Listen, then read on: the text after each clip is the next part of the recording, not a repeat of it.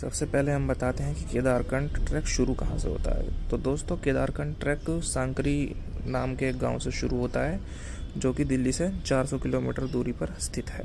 सांकरी पहुंचने के लिए दो ही तरीके हैं मेन, या तो बस या अपनी पर्सनल कार। और जो टूरिस्ट पैकेज जो आप लेते हो, पूरा पैकेज देहरादून टू देहरादून, वो लोग आपको अपने ट्रैवलर में लेकर जाते हैं। अगर आप पब्लिक ट्रांसपोर्ट से जाने का प्लान कर रहे हैं तो आप पहले देहरादून बस या ट्रेन से कैसे भी पहुंच जाए, और फिर वहां से आप या तो टैक्सी कर लें या फिर सरकारी बस में चले जाएं। सरकारी बस हर सुबह 7:30 या 8 बजे देहरादून ISBT से मिलती है, और वो 300 रुपये के आसपास आपको लेती है, और शाम तक 4-5 बजे तक सांकरी उतार देती है। अगर आप अपनी कार से प्लान कर रहे हैं तो मैं आपको बता दूं कि CNG पंप मेरठ, मुजफ्फरनगर और देहरादून, यहाँ पर CNG अवेलेबल है। दोस्तों, सबसे ज़रूरी बात कि सांकरी में किसी भी कंपनी का सिम कार्ड नहीं चलता है। वहाँ कोई सिग्नल नहीं आते, वहाँ पे सिर्फ BSNL का लैंडलाइन चलता है, वो भी सिर्फ बिजली आने पर। कार से अगर आप आराम से जाते हैं, रुकते हुए, खाना पीता खाते हुए, तो आपको 14-15 घंटे आराम से लगेंगे। और 220 किलोमीटर तो सीधा सीधा रास्ता है, और 250 किलोमीटर पहाड़ी टेढ़ा मेढ़ा रास्ता आपको मिलेगा। अगर आप ड्राइवर लेकर जाएं तो बेहतर होगा।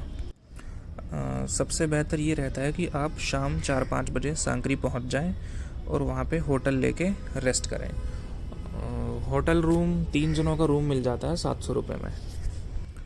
अब ट्रैक जैसे ही आप सुबह सुबह आप ट्रैक के लिए निकलेंगे तो आपके पास फर्स्ट डे में 2 ऑप्शन है। या तो आप केदारकंठ बेस कैंप तक चढ़ाई कर लें, या फिर आप जूडा का तालाब तक ही रुक जाएं। अगर आप 9-9:30 बजे निकलते हैं सांकरी से तो आप 2 बजे तक जूडा का तालाब कैंप साइट तक पहुंच जाओगे, और उसके आगे 4 घंटे और लगते हैं बेस कैंप तक जाने में। अब रात को केदारकंठ बेस कैंप में स्टे करने के बाद आप सुबह 3 बजे निकलते हो पीक के लिए, और सूरज उगने से पहले पहले आप केदारकंठ पर्वत की चोटी पर चढ़ जाते हो। और फिर वहाँ पर आप ज़्यादा देर तक रुक नहीं सकते, क्योंकि ठंड बहुत ज़्यादा होती है। दस्तानों से हाथ निकालने में भी मौत आती है। पीक पे आधा घंटा रुकने के बाद लगभग 7:30 या 8 बजे आप सांकरी के लिए ढलान पर से उतरना शुरू कर देते हो। और अगर आप बिना रुके चलते रहो अच्छी स्पीड से तो आप 2 बजे तक सांकरी पहुंच जाओगे, और फिर शाम को अपना सरकारी बस पकड़ के 4-5 बजे की होती है वो बस, खाना पीना खा के वो बस में बैठ के देहरादून पहुंच जाओ रात में। अगर किसी ट्रैवल एजेंसी से आप पैकेज बुक करते हैं तो 2 तरह के पैकेज मिलते हैं। एक होता है सांकरी टू सांकरी, और एक होता है देहरादून टू देहरादून। और उसमें 1000 रुपये और ऐड कर लो तो दिल्ली टू दिल्ली पैकेज भी आपको मिल जाता है। हमने अपने टाइम पे सांकरी टू सांकरी लिया था, लेकिन किसी एजेंसी के थ्रू नहीं लिया था। वहीं सांकरी पहुंच के एक लोकल गाइड पकड़ लिया था, और उसने हमसे 4000 रुपये लिए थे।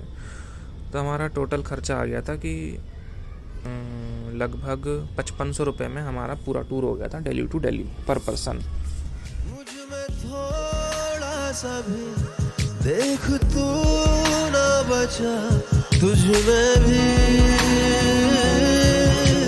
जलने लगा गर्म सांसों से मैं, तू पिघलने लगा मुझ में ही।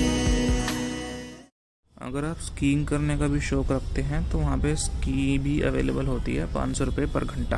और ठंड वहाँ पे बेहद होती है ठंड, तो लेयर पहनो। 5 लेयर कम से कम पहननी होगी। अगर आप गर्म जगह रहते हैं, दिल्ली या इधर से आए हो, तो आपको 5 लेयर तो कम से कम चाहिए ही चाहिए।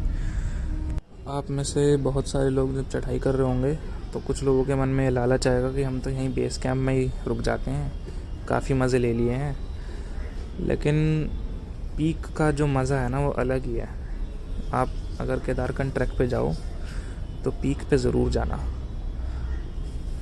अगर आप पहली बार ट्रैकिंग नहीं कर रहे हैं तो आपको तो पता होगा कि पीक का क्या मज़ा होता है, एक अलग ही महत्व होता है पीक पे पहुंचने का। और फर्स्ट टाइमर्स के लिए मेरी पर्सनल एडवाइस है कि पीक तक ज़रूर पहुंचना, चाहे कितना भी दर्द हो, कुछ भी हो, हिम्मत करके चले जाना, पैसा वसूल है एकदम। इस वीडियो में 1 मिनट 58 सेकंड पे हमने एक पेपर की फ़ोटो लगाई हुई है, उस पेपर पे लिखा हुआ है कि अगर आप शूज़ और जो भी इक्विपमेंट्स होते हैं, टॉर्च वगैरह, स्टिक वगैरह अगर रेंट करते हैं तो उसके रेट उस पर गिवन है, स्लीपिंग बैग्स और टेंट्स वगैरह के भी। और देखो सबसे ज़रूरी तो है टॉर्च, बिना टॉर्च के कुछ नहीं। और दूसरा ट्रैम्पॉन्स वो होते हैं जो जिसमें कांटे लगे होते हैं और वो आपके जूतों पे चढ़ जाते हैं, वही आपकी ग्रिप बनवाते हैं। बाकी ये सबसे मेन है। बाकी टेंट, स्लीपिंग बैग और स्लीपिंग मैट्स तो हैं ही। स्टिक वगैरह लेने की आपको ज़रूरत नहीं है, रास्ते में लकड़ी पड़ी होती है बहुत सारी, उन्हीं को आप सहारा बना के उन्हीं को स्टिक की तरह यूज़ करो, बढ़िया रहता है। वहाँ पे एक चीज़ का और ध्यान रखना होता है कि अपना सामान टेंट में, पर्स या मोबाइल कभी ना छोड़ें, चोरी हो जाता है। हमारे ग्रुप के 8-9 हज़ार रुपये चोरी हो गए थे, टेंट में से ही निकाल के ले गए थे। तो अगर आपको ये वीडियो पसंद आया तो इसे लाइक, शेयर और सब्सक्राइब करें और हमें कमेंट्स में बताएं कि हमें इम्प्रूवमेंट्स के कहाँ पर स्कोप है। धन्यवाद, फिर मिलेंगे अगली वीडियो में। जय हिंद। यूं ही चला चल रही, यूं ही चला चल रही, कितनी हसीन है ये दुनिया। बेटे मौज कर दी, मौज कर दी वाह बेटे।